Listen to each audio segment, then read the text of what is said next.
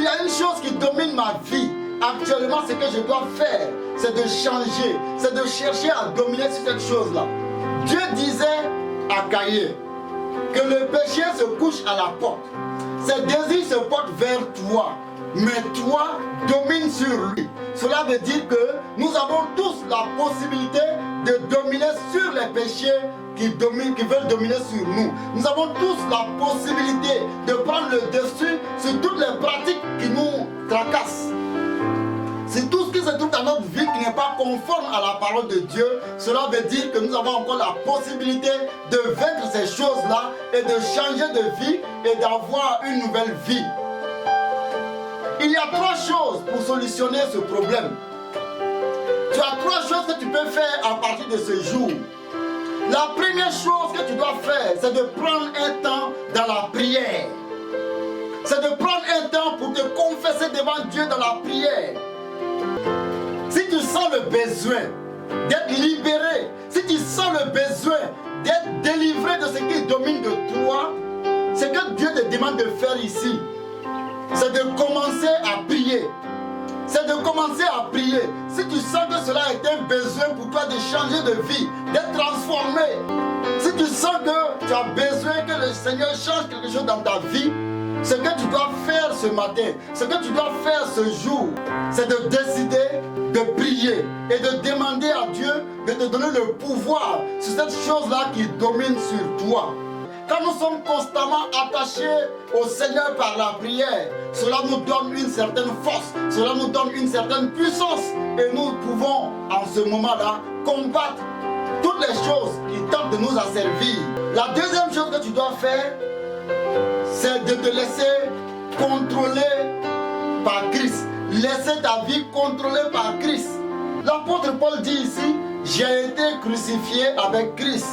Et si je vis, ce n'est plus moi qui vis, c'est Christ qui vit en moi. Nous devons permettre à Christ de vivre sa vie en nous. Nous devons permettre à Christ de prendre le dessus de notre vie. Nous devons permettre à Christ de contrôler notre vie. Cela implique que nous acceptons les enseignements du Christ. Cela implique que nous nous laissons conduire par sa parole, que nous acceptons de pratiquer sa parole dans notre vie, de faire ce qu'il attend de nous et de refuser toutes les choses que Satan nous propose.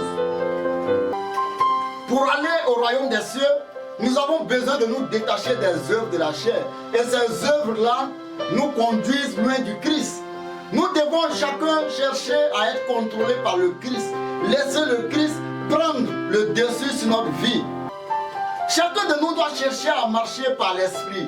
Permettre au Saint-Esprit de prendre le contrôle de notre vie. Permettre au Saint-Esprit de nous dominer. Permettre au Saint-Esprit de contrôler toute notre vie. C'est ce qui est important pour notre marche chrétienne. C'est ce qui est important pour notre marche avec le Seigneur. Nous devons permettre au Saint-Esprit de prendre la première place dans notre vie.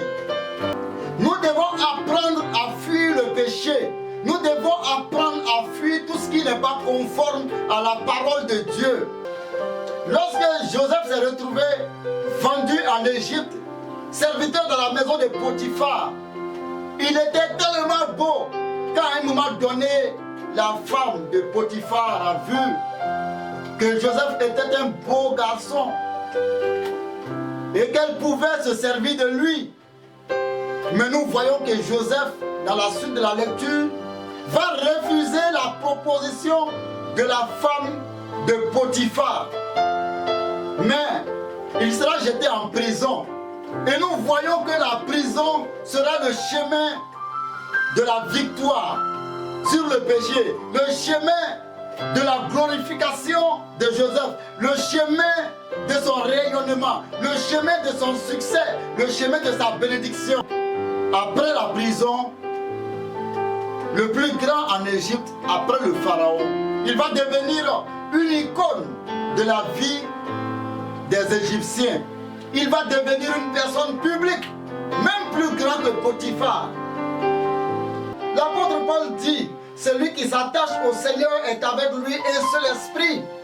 Lorsque nous décidons de nous attacher au Seigneur, de fuir le péché, nous devenons un seul esprit avec le Seigneur. Nous devenons un seul corps avec le Seigneur. Nous devenons semblables au Seigneur. Nous sommes régulièrement transformés. Et cette transformation-là va faire que nous allons être capables de surmonter le péché, de dominer sur le péché qui est toujours couché à notre porte. Et ce péché-là veut dominer sur nous. Il y a une pratique qui domine sur chacun d'entre nous par moment. Il y a une chose qui domine sur ta vie. Mais l'apôtre Paul nous prescrit des choses. Il dit de renoncer à toutes les choses qui peuvent nous empêcher d'être en harmonie avec le Seigneur. Comme Caïn, le péché se couche à la porte de chacun d'entre nous. Mais ce que nous avons besoin de faire, c'est de chercher à dominer sur le péché. Dieu disait à Caïn qu'il avait la possibilité de dominer sur le péché. C'est vrai, le péché est couché à la porte. C'est vrai, le péché tend ses désirs vers Caïn. Mais Caïn avait encore cette possibilité-là de changer de vie et de revenir au Seigneur et de faire ce que le Seigneur attend de lui. De cette même manière, chacun de nous a encore la possibilité de revenir au Seigneur et d'apprendre à dominer sur toutes les choses qui ont longtemps triomphé de nous. L'apôtre Pierre dit, en 2 Pierre, le chapitre 2, le verset 19, la dernière partie de ce verset dit, car chacun est esclave de ce qui a triomphé de lui. Nous devenons toujours esclaves d'une pratique qui triomphe de nous. Si tu veux être libéré, nous t'avons proposé ici une piste. C'est de commencer à prier. C'est de commencer à prendre assez de temps dans la prière et à chercher la face du Seigneur et de demander au Seigneur de venir transformer ta vie. Le Seigneur est encore disponible pour changer nos vies, tel qu'il était disponible pour aider Caïn. Malheureusement, Caïn avait refusé la proposition que Dieu lui avait faite. Et chacun de nous a encore cette possibilité-là de dire oui au Seigneur. Je suis prêt à dominer sur le péché qui a triomphé de moi. Alléluia. Que chacun de nous apprenne à triompher de ces péchés-là qui dominent sur nous afin de rencontrer un jour le Seigneur. Cela doit être l'objet de notre réflexion. Nous sommes dans une période où on ne peut plus se réunir dans les lieux de culte. Nous ne pouvons plus aller écouter le message à l'église, c'est-à-dire dans le lieu que nous avons construit, ce beau temple que nous avons construit, ce lieu où nous avons investi toute notre finance. Aujourd'hui, chacun reste chez soi et nous avons des cultes en famille. Je crois aussi que c'est l'occasion d'apprendre à triompher de ces péchés-là qui ont longtemps pris le dessus sur notre vie. Alors que le Seigneur nous bénisse et donne la force à chacun de dominer sur ce péché qui a longtemps triomphé de sa vie. Que Dieu nous bénisse au nom de Jésus-Christ.